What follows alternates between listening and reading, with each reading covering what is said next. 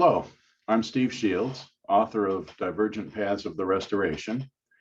The fifth edition of the book was published in August 2021 by Signature Books of Salt Lake City. Today, I'd like to talk about the role of prophet in the Smith-Rigdon movement.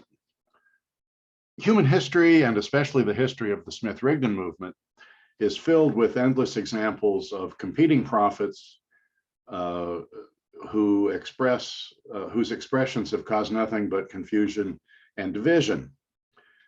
That Joseph Smith Jr. was a prophet is strictly a statement of faith.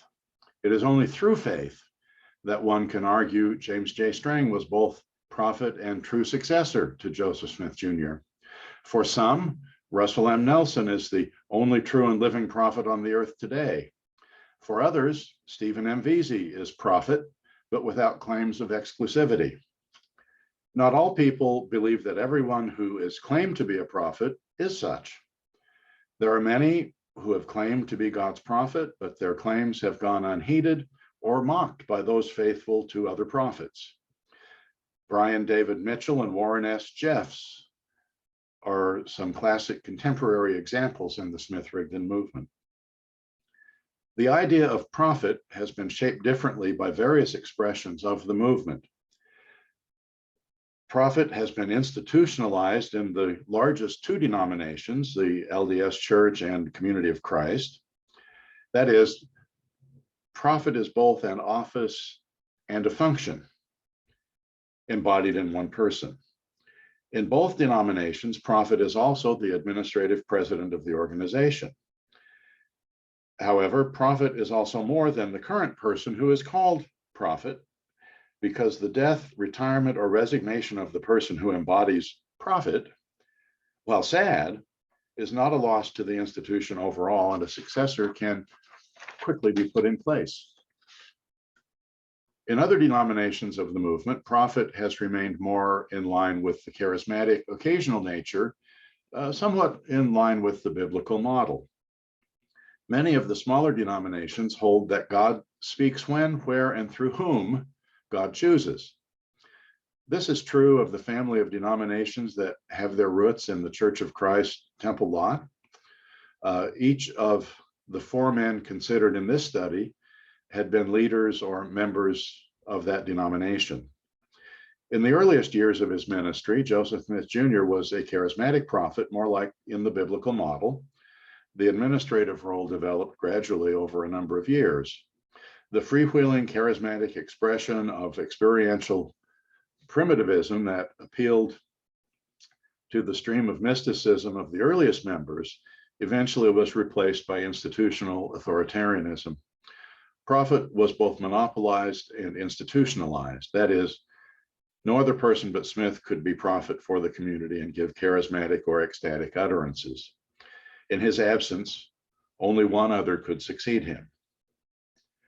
Brigham Young's argument to the conference in Nauvoo, Illinois on 8th of August, 1844, that the 12 remain in their place as the second presidency was a logical argument based on institutionalism. His position was that even though the charismatic prophet was gone, the institution of the church could continue. Brigham Young was clearly not a charismatic leader. He was an institutional one. Strang, on the other hand, appealed to the mystical charismatic of the original church, reporting angelic ordination and translating ancient records. The early Community of Christ was based on institutionalism, but retained elements of charismatic mysticism that drove some of the earliest years of the movement. This is evidenced by the insistence that Joseph Smith Jr. could only be succeeded by his son. The tension between the mystic charismatic and individual institutional authoritarianism exploded in the 1920s with Frederick M. Smith's Supreme Directional Control proposal. He redrafted his role by further institutionalizing prophet. Those who left Community of Christ and transferred their membership to Granville Hedrick's tiny Church of Christ were not just bucking authoritarianism, but were looking for that charismatic mysticism that had appealed to them. Granville Hedrick and others who formerly organized the Church of Christ Temple Lot had been baptized in the original church. They continued to meet in their local branches and looked at the claims of those who contended to succeed Joseph Smith. It was to that Church of Christ, whose membership by 1920 was 100 or fewer, that some 3,000 or more disaffected Community of Christ members transferred in protest against supreme directional control. Now, with an overwhelming majority of members who joined in reaction against Community of Christ leadership and the role of prophet as it was being shaped, the Church of Christ soon adopted a new model of both governance and prophet. The church was to be governed by 12 apostles only, with no single person named as prophet. The charismatic spirit was to decide prophet, and that was not to be limited to a single person. From 1927, at least 4 men from the Temple Lot Church tradition have claimed visits from John the Baptist, also known as the messenger. Otto Fetting reported 30 messages from 1927 to 1933. Thomas B. Narron reported at least 100 messages from 1933 to about 1943 or 4. William Draves reported 90 visits from the messenger beginning in 1937 until his death in 1994.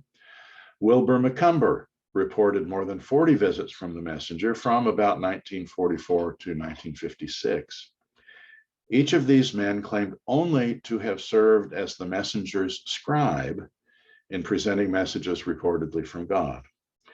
Neither Fetting, Draves, Narron, nor McCumber claimed the title or role of prophet, but eventually all of them served as one of the 12 apostles in their respective organizations.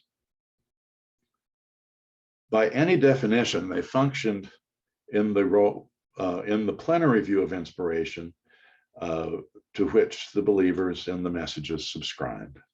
Regardless, such a role is, by its nature, charismatic, and as such, has a strong appeal to the mysticism that is part of the human experience.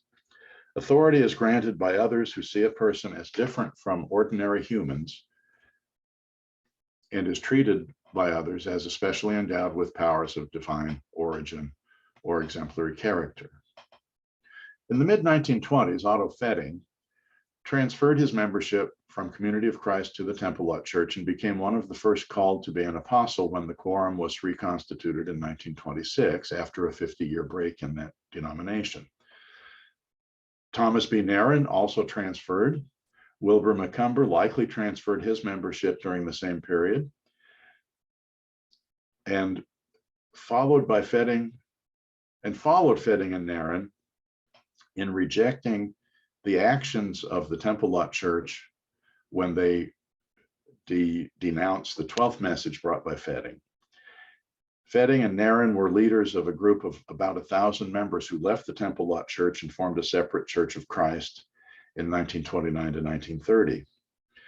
William Draves joined the Church of Christ Temple Lot in 1929, having previously been baptized in Community of Christ and also the LDS Church. Draves united with Otto Fetting's organization in 1931. Fetting and Draves are the best known of the prophets or scribes who emerged from the Temple Lot Church tradition. Narron and McCumber have by and large become forgotten. The Temple Lot Church tradition comprises a group of 20 or more separate identifiable denominations, of which at least 10 are still in existence